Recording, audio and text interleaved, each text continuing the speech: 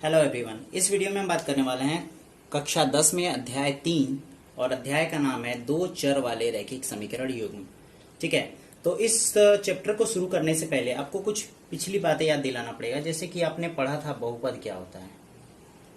ठीक है, तो खैर मैं पूरा बहुपद नहीं बताऊंगा कि बहुपद क्या होता है, आपने पिछली कक्षा में पढ़ रखा है और वीडियो लिंक डिस्क्रिप्शन बॉक्स में मिल जाएगा या फिर प्लेलिस्ट में आपके जाके सिंपली देख सकते हैं। जैसे आपने देखा होगा कि 2x+3 या फिर 5/2x+7, इस तरह के जो एक्सप्रेशन होते थे उन्हें हम क्या कहते थे, बहुपद कहते थे।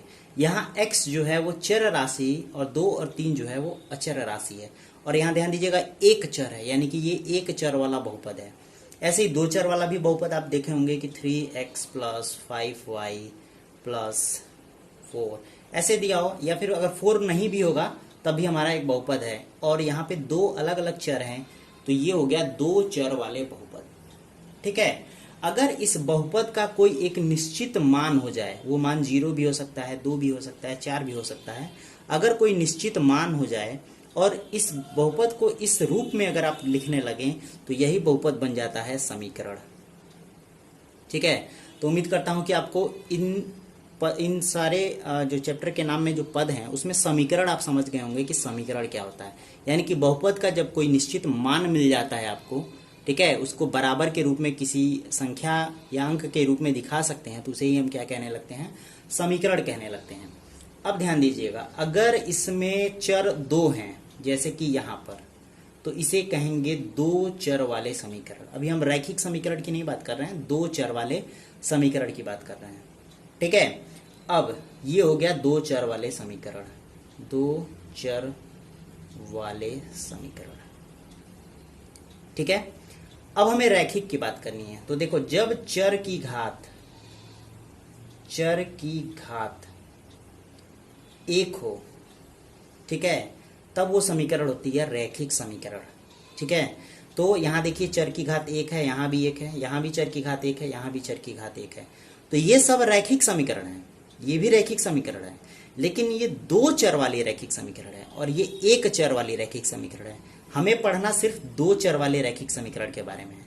तो उम्मीद करता हूं कि दो चर वाले रैखिक समीकरण आपको समझ में आ गया होगा कि दो चर वाले रैखिक समीकरण होते क्या हैं।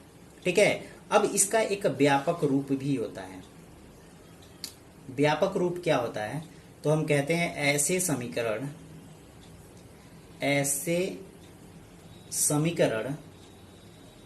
जो ax+by+c=0 के रूप में हो,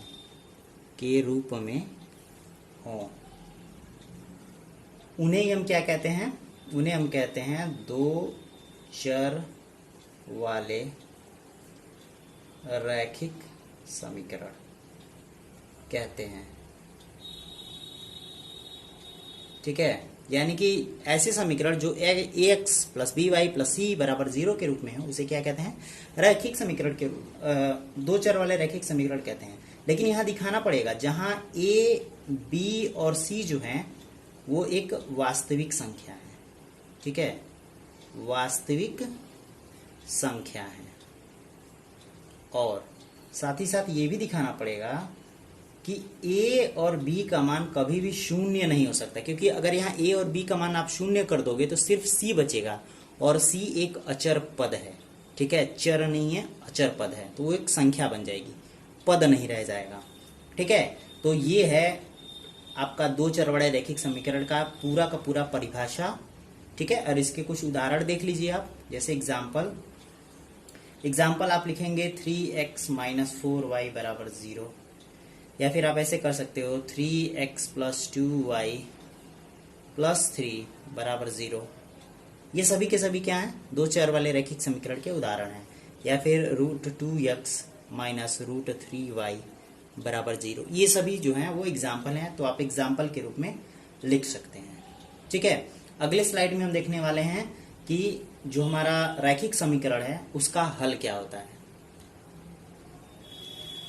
अच्छा, अभी आपने देखा कि ax+by+c=0 को रैखिक समीकरण कहते हैं।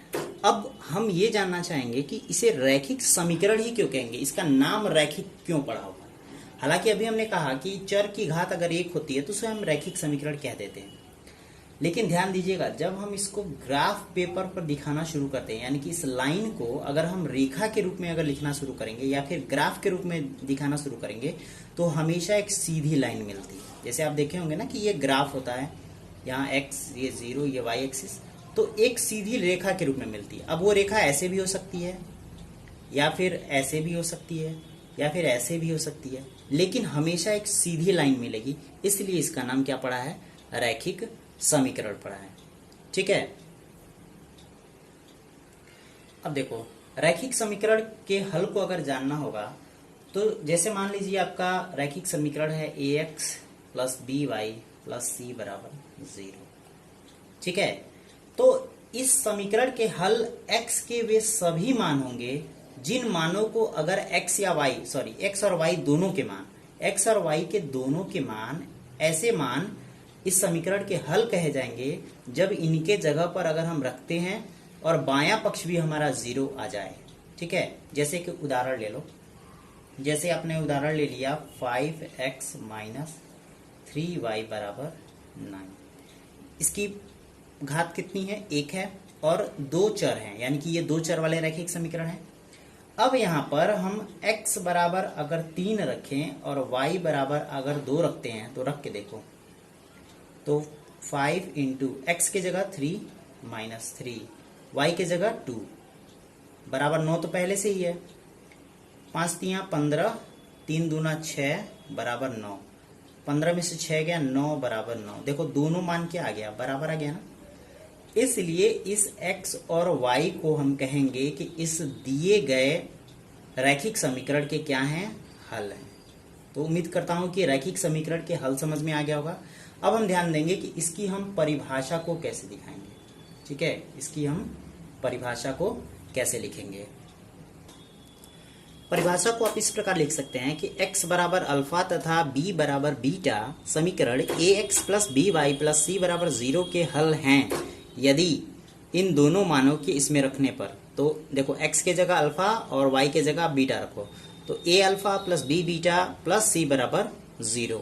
यही क्या है? हमारा रैखिक समीकरण के हल की परिभाषा है। ठीक है। एग्जाम्पल भी आपने इसके पहले देखा। अब हम चलते हैं रैखिक समीकरण के युग्म के बारे में। रैखिक समीकरण के युग्म, इसको हम समझते हैं। युग्म मतलब होता है जोड़ा। युग्म मतलब जोड़ा, यानी कि जो रैखिक समीकरण होगा अब किस रूप में होगा? जोड़े के रूप में होगा। ठीक है। समीकरण किस रूप में होगा? जोड़े के रूप में होगा।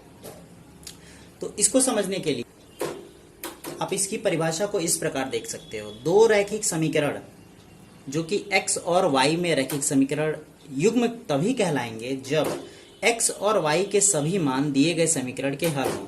यानी कि अगर मान लो एक आपके पास समीकरण है a1x plus b1y plus c बराबर 0 और एक रैखिक समीकरण है a2x plus b2y plus c2 बराबर 0। अगर मान लो यहाँ पर x बराबर कोई मान आप ले लो, ठीक है, जैसे मान लो 2 ले लिया और y बराबर 3 ले लिया। अगर इसका हल है और यही हल इसका भी है, तब ये दोनों जो रैखिक समीकरण है रैखिक समीकरण युग्म कहे जाएंगे। अब ये मान कुछ भी हो सकता है, 4 भी हो सकता है, ये मान लो -1 हो गया। अगर ये इसका हल है तो इसका भी हल होना चाहिए। अगर ये कंडीशन सेटिस्फाइड होती है तभी ये दोनों समीकरण क्या कहलाएंगे? रैखिक समीकरण युग्म कहलाएंगे। ठीक है। तो इस वीडियो में इतना ही, मिलते हैं आपसे अगले वीडियो में।